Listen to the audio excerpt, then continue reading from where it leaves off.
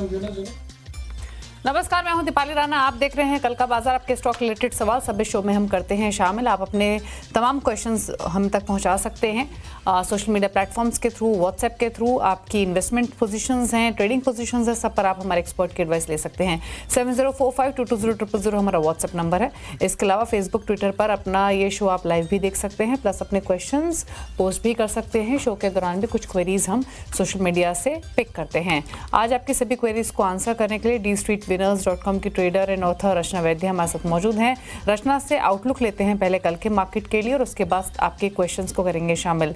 Nifty bank expiry के दिन बाजार में वॉलेटिलिटी रही। आईटी स्टॉक्स के चलते बाजार में थोड़ा जोश, तो थोड़ा सेंसेक्स निफ्टी गिरावट के साथ बंद हुए। सेंसेक्स 140 अंक गिरकर 80,082 पर बंद हुआ, तो निफ्टी 37 पॉइंट फिसलकर 24,436 पर।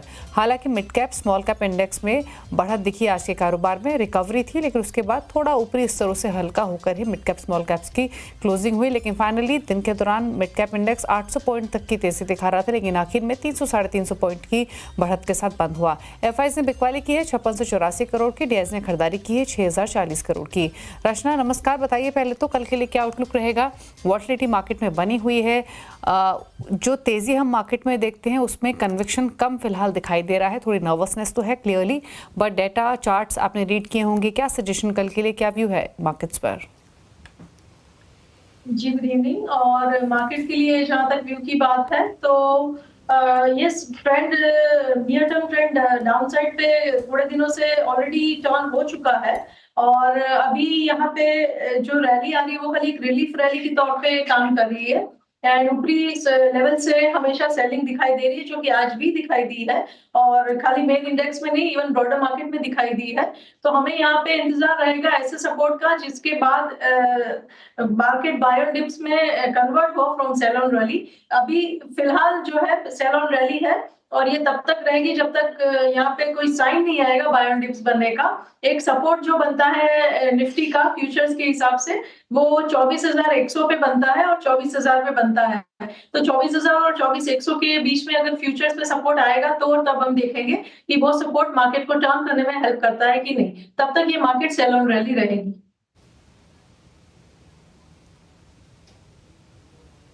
ओके अच्छा, इसके अलावा कुछ स्टॉक स्पेसिफिक स्ट्रैटेजीज आइडेंटिफाई की हैं क्या रचना आपने?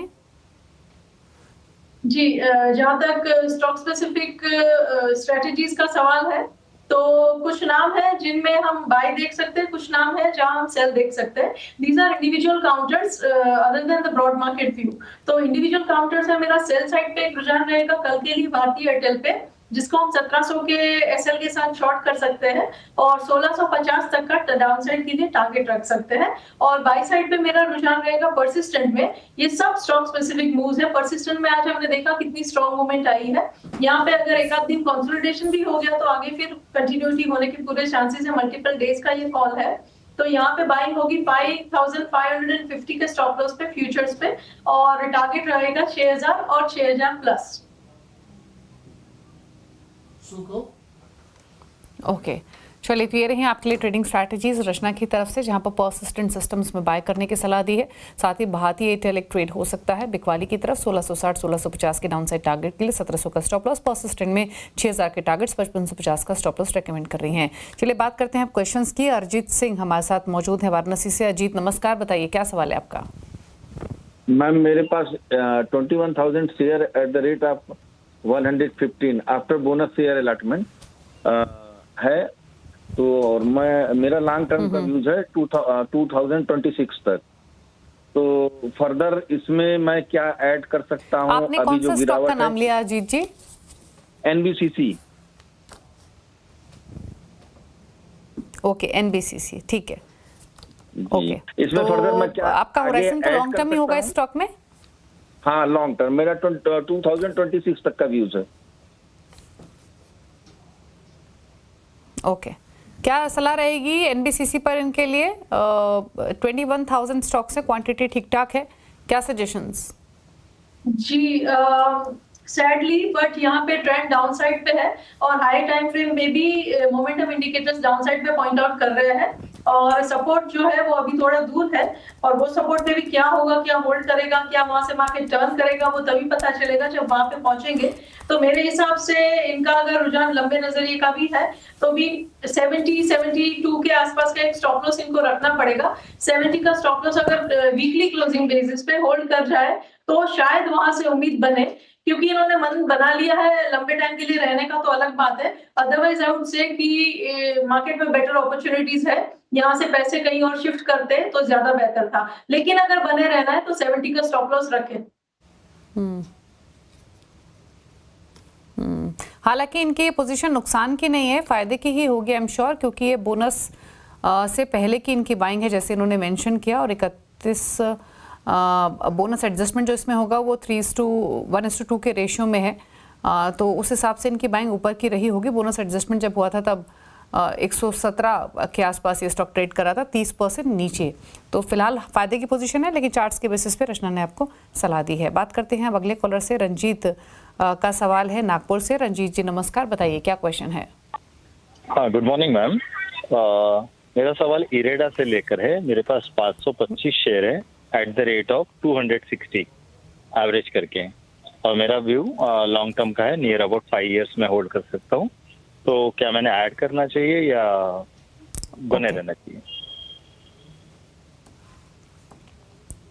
260 की बाइंग है इरेडा में, 525 स्टॉक्स हैं और 200 पर ट्रेड कर रहा है, और ऑलरेडी 60 रुपए नीचे है इनके भाव से। नुकसान तो है, लेकिन जैसे इन्होंने कहा 5 इयर्स का होराइजन है और ऐड भी कर सकते हैं। क्या सजेशन रहेगा रचना? जी, जब मार्केट टूटती है तो इन सब नामों में बड़ी भारी गिरावट देखने को मिलती है। नेवरदलेस इनको 190 पे अपना स्टॉप लॉस लगा के रखना चाहिए। अगर 190 के आसपास वीकली क्लोजिंग देखे, वीकली क्लोजिंग अगर यहाँ पे होल्ड कर जाती है तो धीरे धीरे करके ये स्टॉक के टर्न होने के चांसेस है, और क्योंकि इनका नजरिया भी लंबे टाइम का है तो दोबारा से इनकी एंट्री प्राइस को शायद क्रॉस करे एंड 290-300 तक की तरफ भी जाए, ऐसी उम्मीद बना सकते हैं। बट इन ऑल केसेस 190 का होल्ड होना बहुत जरूरी है, तो 190 के एसएल के साथ बने रहे and let's see how it plays out over 1 और 2 इयर्स।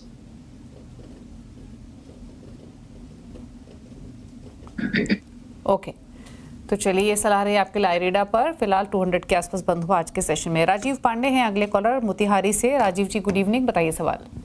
Good evening madam. मेरा मैम टाटा मोटर का 75 शेयर है, कितना पे एग्जिट करना ठीक रहेगा? 990 का है। क्या भाव है आपका? 990 का? 990 मैडम जी। तो फिलहाल तो 877 पर आ चुका है, 1100 प्लस भी गया था ये स्टॉक, लेकिन प्रॉफिट टेकिंग में थोड़ा हल्का हुआ है। क्या सजेशन रहेगा रचना इनके लिए? जी, इनका अभी तो खैर पोजीशन लॉस में है, लेकिन लंबा नजरिया मान के हम चले तो कंपनी अच्छी है एंड फ्यूचर ब्राइट हो सकता है यहाँ पे, और इनको अपना एक लॉस लिमिट करने के लिए एक लेवल रखना चाहिए 800 पे, जो होल्ड करना जरूरी है। मेरे हिसाब से 800 का सपोर्ट होल्ड करेगा और वहां से मार्केट टर्न करके दोबारा इनकी एंट्री प्राइस को क्रॉस करेगा। अगर ये चीज एक्चुअली प्ले आउट हो गई जैसे हम उम्मीद करते हैं तो 1150 का टारगेट होगा। ओके, बात करते हैं अनुज खंडेलवाल से, जयपुर से हैं हमारे साथ कनेक्टेड। अनुज गुड इवनिंग, बताइए सवाल। Good evening ma'am. मैम मेरे पास राइट्स के 500 शेयर हैं at the rate 305, so can you please suggest can I hold it for next 2 to 3 years? 3 years का पर्सपेक्टिव राइट्स पर सवाल है इनका। 305 की खरीदारी है, फिलहाल तो भाव के आसपास ही है, 12 रुपए नीचे ही है सिर्फ। क्या करें इस पोजीशन में? जी, फिलहाल सारे चार्ट्स नेगेटिव दिखेंगे, वो ऑब्वियस है क्योंकि मार्केट बहुत टाइम से परेशान कर रही है, बट नेवरदलेस यहाँ पे इतनी प्रॉब्लम नहीं होनी चाहिए over a longer period of time, और मेरे हिसाब से ये लॉन्गर पीरियड ऑफ टाइम से पहले संभल जाना चाहिए। और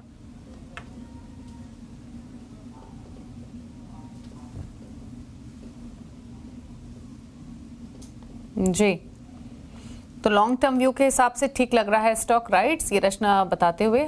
कुछ तकनीकी खामी की वजह से वो अपनी बात पूरी नहीं कर पाई, उनसे रिकनेक्ट करेंगे। लेकिन 292 पर ये स्टॉक बंद हुआ आज के सेशन में, 3 रुपए के आसपास ही की बढ़त के साथ 1% ऊपर, लेकिन इनके भाव के आसपास ही है ये स्टॉक, तो फिलहाल उतनी चिंता नहीं है। लॉन्ग टर्म का व्यू के साथ आप होल्ड करके चल सकते हैं। कुछ और क्वेरीज लेंगे, लेकिन कुछ और कॉलर्स भी हमारे साथ कनेक्टेड रहेंगे, लेकिन इस बीच एक बार इनफैक्ट रेलवे स्पेस में अगर हम देखें आज के सेशन में भी, अगर आप पूरे ही रेलवे रेलवे पॉकेट को देखेंगे या फिर डिफेंस पॉकेट को देखेंगे तो काफ़ी अच्छा मोमेंटम पिछले 2 सालों में इस पूरे स्पेस में बनता हुआ दिखाई दिया और इसीलिए जब मिड कैप्स में गिरावट रही तो इन पॉकेट्स में भी गिरावट ठीक ठाक दिखी या फिर कहीं प्रॉफिट टेकिंग ठीक ठाक दिखी। IRCTC आप देखिए 828 पर आ चुका है, यहाँ भी करेक्शन हुआ है हायर लेवल से 30% तक के करेक्शन हमने इन स्टॉक्स में आते हुए देखा है। RVNL 442 के लेवल्स पर हालांकि फ्लैट बंद हुआ आज के सेशन में। अगर आप PSU स्पेस के शेयर्स देखेंगे तो मैसगांव डॉक हो या फिर कोचीन शिपयार्ड हो, HAL हो, BEL हो, BDL हो, सभी अपने हाई से थोड़ा थोड़ा हल्का हुए हैं प्रॉफिट टेकिंग के चलते इस पूरे ही स्पेस में। कोचिन शिपयार्ड 1400 के लेवल्स पर और इनफैक्ट बहुत इन्वेस्टर्स हैं जो इन PSU स्टॉक्स को या फिर रेलवे स्टॉक्स को हायर लेवल्स पर होल्ड कर रहे हैं, लेकिन राइट्स की इन पर्टिकुलर बात करें तो फिलहाल होल्ड करने की ही सलाह आपको दी गई है अगर लॉन्ग टर्म का विजन आप लेकर चल रहे हैं। चलिए कुछ और क्वेरीज ले लेते हैं और सवाल पूछने के लिए इनफैक्ट अगला जो सवाल है वो कंटेनर कॉर्प पर ही है। बृहस्पति ओझा नागपुर से हमारे साथ कनेक्टेड हैं। ओझा जी नमस्कार, बताइए क्या सवाल है आपका? जी मैडम, कॉनकॉर है 990 पे 1000 शेयर है। ओके, और आपका होराइजन क्या है इस स्टॉक में? मैडम दोनों जानना है, शॉर्ट टर्म में और लॉन्ग टर्म के लिए, क्योंकि शॉर्ट टर्म में मेरे पास फ्यूचर्स लिया है नवंबर का 863 के रेट पर है। ओके, तो शॉर्ट टर्म और लॉन्ग टर्म दोनों ही पर्सपेक्टिव से सलाह चाहिए। हालांकि कंटेनर कॉर्प अगर हम आज के सेशन की बात करें तो दबाव के साथ ही ये स्टॉक आज बंद हुआ है। इनकी खरीदारी 990 के आसपास की है। 1000 स्टॉक्स उन्होंने कंटेनर कॉर्प में लिया हुआ है। ऑल्दो आज खबरों में भी था ये stock container Corp double stack container train launch करेगा जो कि दादरी से वारनामा तक चलेगी और इनफैक्ट खबरों में लगातार रहता भी है ये स्टॉक। कोस्टल शिपिंग रीस्टार्ट करने की खबरें भी थी रिसेंटली कंटेनर कॉर्प से जुड़ी हुई। लेकिन रचना वैद्य हमारे साथ फोन लाइन पर कनेक्टेड है, उनसे किराया ले लेते हैं। कंटेनर कॉर्प पर रचना क्या सलाह रहेगी? 990 की बाइंग है, लॉन्ग टर्म और शॉर्ट टर्म दोनों पर्सपेक्टिव से सलाह चाहिए इन्हें। जी, जहाँ तक शॉर्ट टर्म की बात है तो short term is not looking good, जैसे पूरे मार्केट में अच्छा नहीं लग रहा है उस हिसाब से। और यहाँ पे गिरावट अगर फर्दर आएगी तो ये काउंटर 700 की तरफ भी जा सकता है शॉर्ट टर्म में। और जहाँ तक लॉन्ग टर्म की बात है तो लॉन्ग टर्म में एक सपोर्ट बनता है यहाँ पे जो कि करीब 730-700 के बीच में होगा और वहाँ पे मेरे हिसाब से एक सपोर्ट इमर्ज होना चाहिए जो दोबारा से काउंटर को एक टर्न देगा। और लंबी जर्नी रहेगी इनकी, आसान नहीं रहेगा टर्न होना, लेकिन धीरे धीरे करके इनकी एंट्री प्राइस जो है वो क्रॉस होनी चाहिए। अगर हो गई तो 1150 तक ये काउंटर जा सकता है।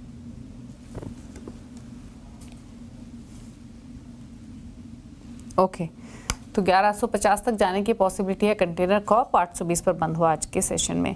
बात करते हैं अब मिहिर सोलंकी से, अहमदाबाद से कनेक्टेड हैं।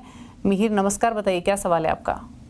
मैडम मेरे पास जुबलेंट फूड वर्क्स का 50 शेयर है 621 के भाव पे, तो क्या करना चाहिए? मैं 6 महीना होल्ड कर सकता हूँ? ओके, पूछ लेते हैं। 621 की बाइंग है, 606 पर बंद हुआ, रख सकते हैं, समय दे सकते हैं, क्या करें रचना ये इसे? जी जस्ट अ मोमेंट।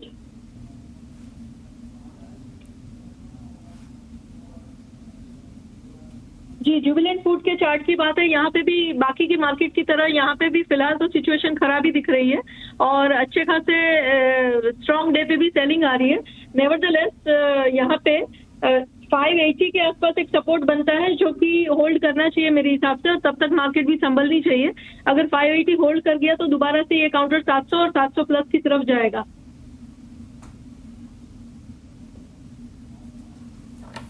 ओके, 606 पर बंद है जुबलेंट फूड वर्क्स का स्टॉक। सतविंदर सिंह मोहाली से हैं हमारे साथ कनेक्टेड सवाल पूछने के लिए। सतविंदर जी नमस्कार, बताइए क्या सवाल है आपका?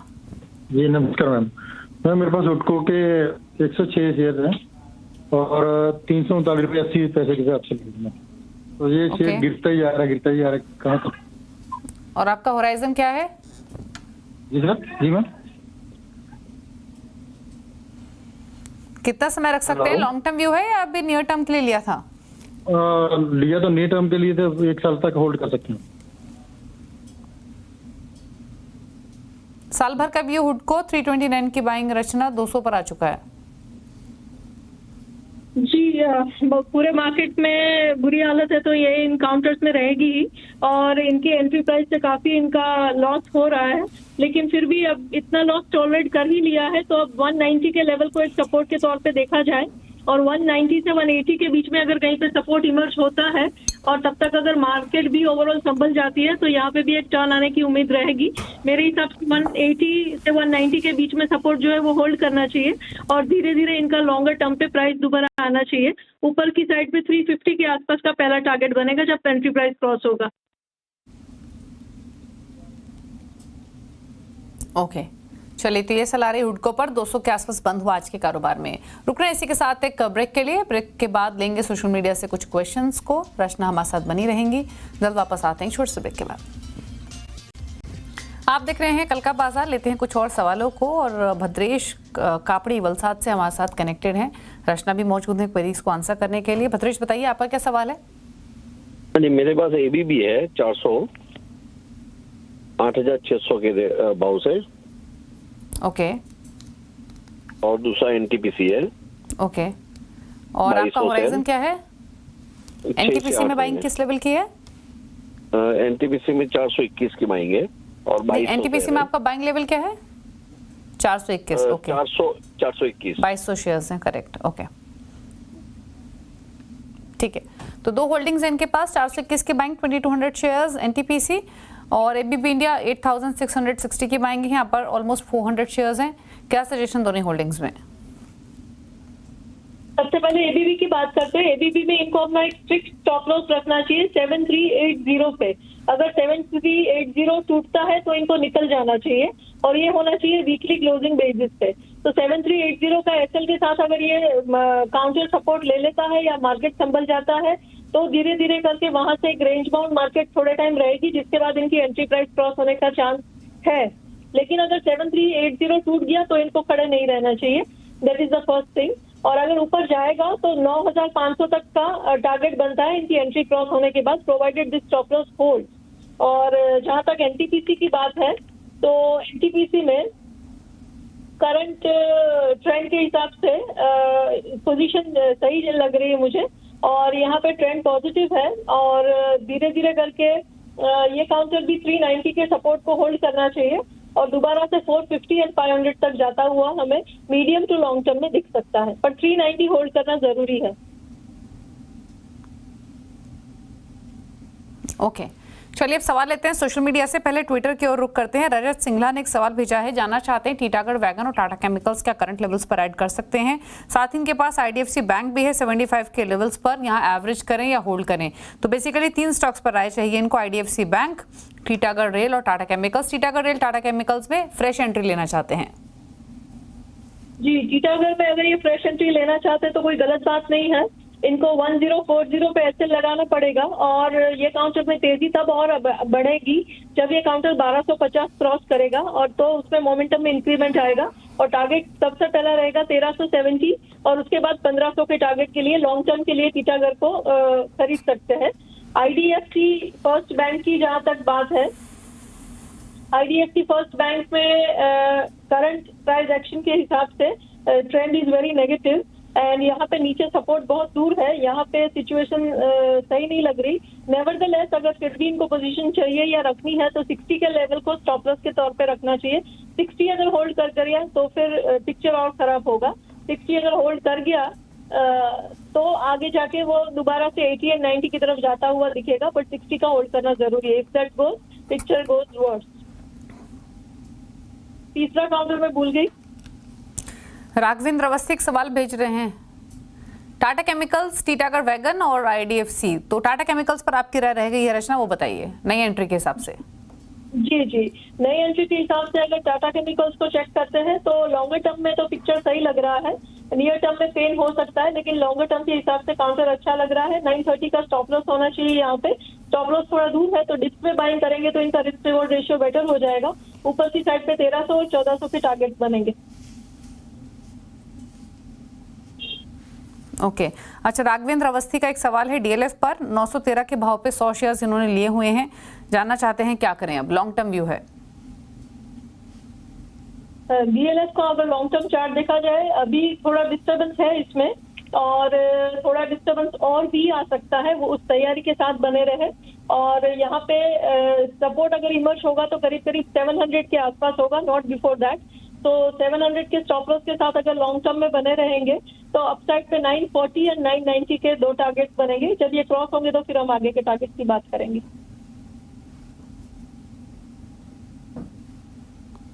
ओके, चलिए तो DLF पर आ रही है 805 के आसपास क्लोजिंग हुई स्टॉक की आज के सेशन में। कुछ और क्वेरीज लेंगे और एक सवाल हमें भेजा है 6 to 12 मंथ्स के होराइजन से अनीश वर्मा ने, और ये जानना चाहते हैं कि क्या स्ट्रैटेजी इनकी IRCTC में होनी चाहिए लॉन्ग टर्म के हिसाब से। 950 के आसपास की बाइंग है जी। IRCTC की जहाँ तक बात है और लॉन्ग टर्म के नजरिए की बात है, फिलहाल तो the person is in loss, और यहाँ पे सपोर्ट जो है वो करीब करीब 750 के आसपास बनता है, नॉट बिफोर दैट। तो थोड़े और पेन के लिए तैयार रहे। 750 का जो लेवल है वो अगर होल्ड कर गया तो वहां से एक उम्मीद बनेगी कि टर्न आए मार्केट में और इस पर्टिकुलर काउंटर में भी। पर near term picture is little dicey, तो 750 के डाउन के लेवल तक जाने के लिए तैयार रहे और 750 को एज स्टॉप लॉस बनाए रखे। अगर ये लेवल होल्ड कर गया तो धीरे धीरे काउंटर 1000 की तरफ मीडियम टू लॉन्ग टर्म में जाता हुआ नजर आ सकता है। और एक LIC भी इनके पास, LIC के स्टॉक में 909 की बाइंग है जी। LIC की जहां तक बात है 909 के बाइंग के साथ यहाँ पे price is actually at the buying level only, तो इन्होंने शायद रिसेंटली करा होगा या तो पास का ये लेवल है। और यहाँ इसी लेवल के आसपास एक सपोर्ट भी बनता है करीब करीब 870 880 के आसपास। तो 880 के स्टॉप लॉस को बनाए रखे अपने सिस्टम में और उसको वीकली क्लोजिंग के बेसिस पे मॉनिटर करें। अगर 880 होल्ड कर गया तो यहाँ से एक उम्मीद बनेगी टर्न की। अगर ये 880 का लेवल निकल गया then situation can be even more bad, तो इन दैट केस खड़े रहने का मतलब नहीं है। अगर 880 होल्ड कर गया तो धीरे धीरे ये 1050 की तरफ जाता हुआ दिखाई देगा जब इस मोमेंटम में इंक्रीमेंट आएगा। ओके, चलिए तो होल्ड करने की सलाह है 880 के स्टॉप लॉस के साथ। IRCTC भी 750 के स्टॉप लॉस के साथ होल्ड करें। इतनी ही क्वेरीज लेंगे। थैंक यू रचना शो में आने के लिए और सभी क्वेरीज को आंसर करने के लिए। कोई क्लोजिंग कमेंट आपकी तरफ से? हमने काफी सारे स्टॉक्स की बात करी है, तो इस वजह से कोई स्टॉक मेरे या मेरे क्लाइंट्स के पास हो सकता है, तो it is never a wrong idea to take advice of a personal financial advisor. Thank you Rachna show में आने के लिए। और इसी के साथ कल का बाजार में तो इतना ही। ब्रेक के उस पार भी खबरें जा रही हैं CNBC आवाज पर। नमस्कार।